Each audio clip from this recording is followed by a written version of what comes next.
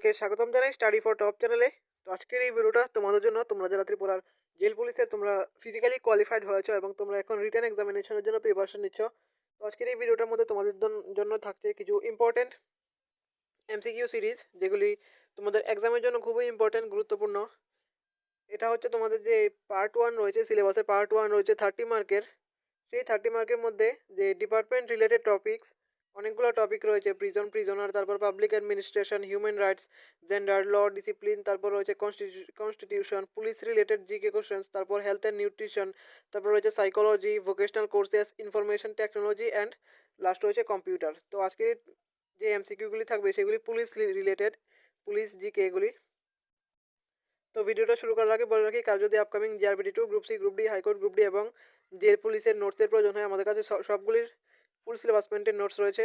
Jail পুলিশের নোটসও আমাদের ready হয়ে গেছে। তো যাদের প্রয়োজন তারা নিতে পারো। ভিডিও ডেসক্রিপশনে হোয়াটসঅ্যাপ নাম্বার পেয়ে যাবে, সেখান থেকে যোগাযোগ করে নোটসগুলো নিতে পারো। তো আজকের ফার্স্ট কোশ্চেন, ভারতের পুলিশ বাহিনী কখন প্রতিষ্ঠিত হয়েছিল? When was the Indian police force established? এটা হবে অপশন নাম্বার এ 1861, 1861।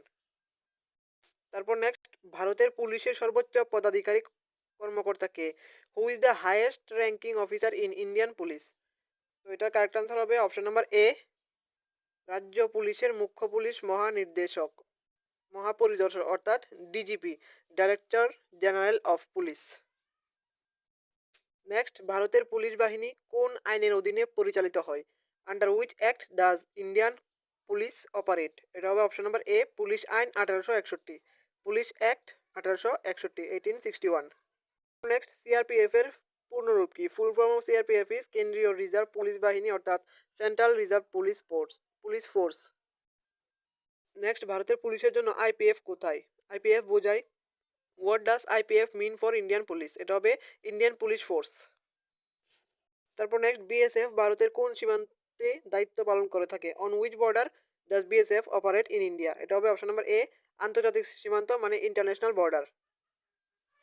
তারপর নেক্সট, আইটিবিপি ভারতের কোন অঞ্চলে কাজ করে? In which reason does ITBP operate? এটা হবে অপশন নাম্বার এ, হিমালয়ান রিজন।